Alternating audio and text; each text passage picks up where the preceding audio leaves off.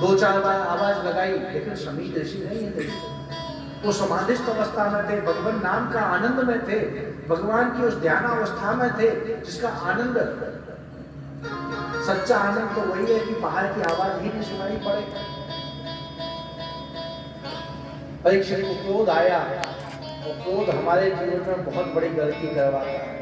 हम क्रोध में कई बार ऐसे निर्णय कर जाते हैं, कहते हैं निर्णय कभी क्रोध में नहीं करना चाहिए, क्रोध की समाप्ति के बाद ही निर्णय करना चाहिए। पास में वो मरा हुआ सर्प पड़ा हुआ था, परीक्षित ने उठा के उस महात्मा की गर्दन में डाल दिया। ज्यादा ही समाधि का गुण सवाल है, अब देखता हूं उठता है या नहीं।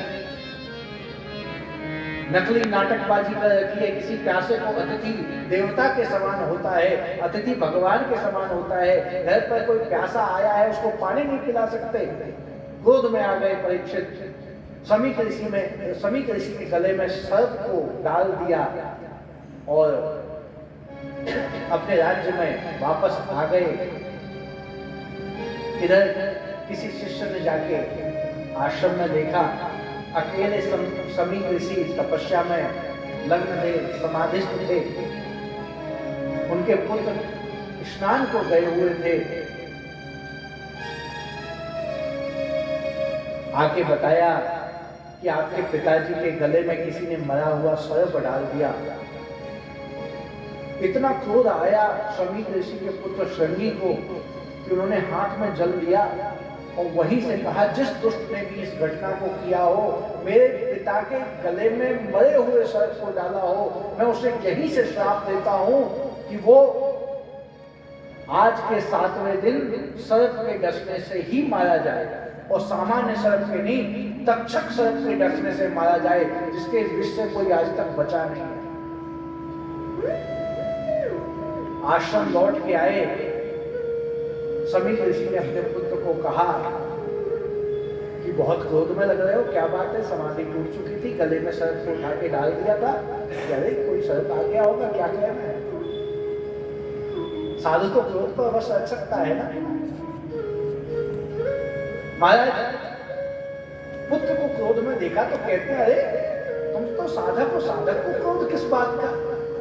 साधना करने वाले के जीवन में क्रोध नहीं होता, अगर साधना में कमी हो रही है तभी क्रोध बढ़ता है।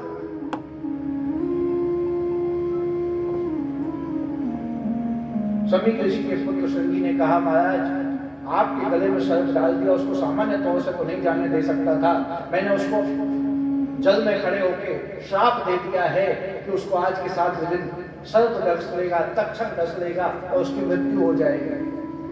समीक ऋषि कहते हैं, अरे पगले ये क्या कर दिया तूने, तू जानता है किसको श्राप दिया है, वो पांडवों के वंशज हैं, हमारे राज्य के महाराज हैं, अरे उनसे भूलवश ये गलती हो गई, उनका कोई प्रयोजन नहीं था, तुमने बहुत बड़ी भूल कर दी है, ऐसे धर्मनिष्ठ राजा को ऐसा श्राप दिया, ये बहुत गलत हुआ।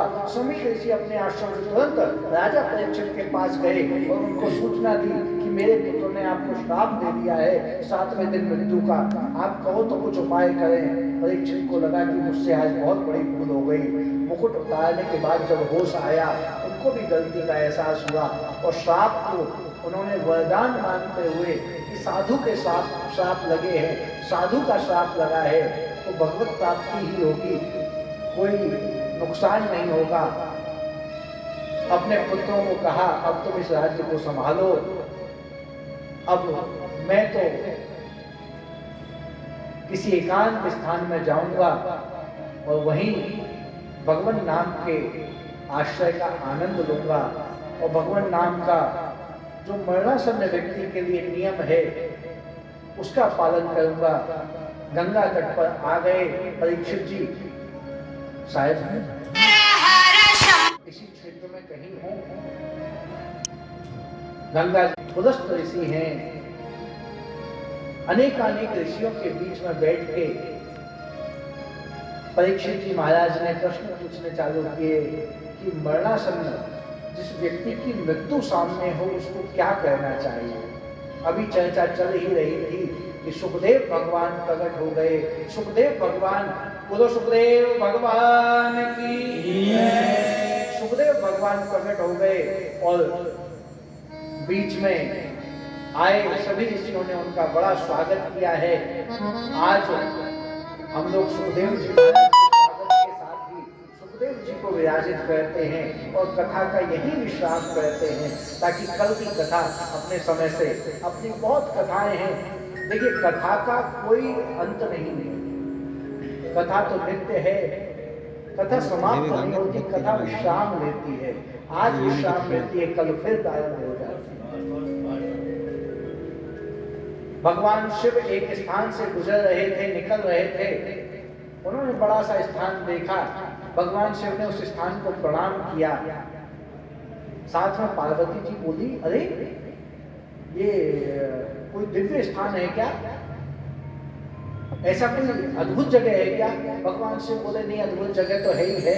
यहाँ आज से सैकड़ों वर्ष पहले एक बार कथा हुई थी, इस स्थान को इसलिए प्रणाम कर रहे हैं। पार्वती भैया ने भी कहा, चलो देखा देखी हम भी प्रणाम करते हैं। आगे पहुंचे कुछ दूरी पर, वहां भी जाके देखा तो भगवान शिव ने वहां भी प्रणाम किया। पार्वती भैया बोली, यहाँ भी भगवान की कोई कथा हुई थी क्या? बोले, नहीं, कथा हुई नहीं थी, यहाँ कथा सैकड़ों वर्ष बाद होगी।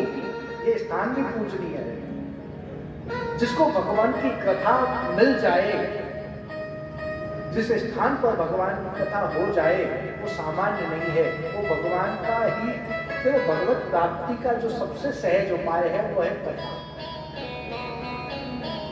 भगवान को कैसे प्राप्त करना है, इन कथाओं के माध्यम से हम सहजता से समझ सकते हैं। ये सब कथाएं हमारे जीवन से संबंधित ही होती हैं। यही गलतियां हम भी तो करते हैं। क्रोध में हम भी तो किसी का अपमान कर देते हैं। क्रोध के समय में हमें भी तो अपने ऊपर अंकुश नहीं रहता, हम भी तो लोभ के वश आ जाते हैं, हम भी तो काम के वश आ जाते हैं। हमारे अंदर भी तो कितने ही दोष हैं। लेकिन कथा भगवती से प्रार्थना है कि हमारे मन का ये पाप समाप्त हो। और सुखदेव भगवान आज पधारे हैं।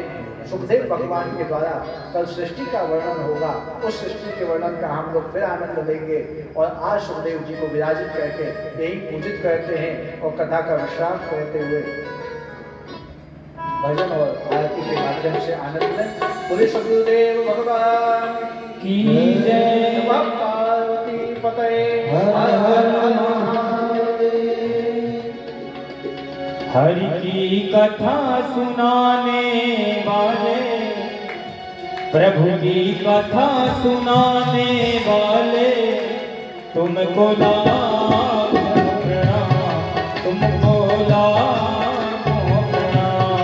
हरि की कथा सुनाने वाले, हरि की कथा सुनाने वाले, तुमको लाखों प्रणाम, तुमको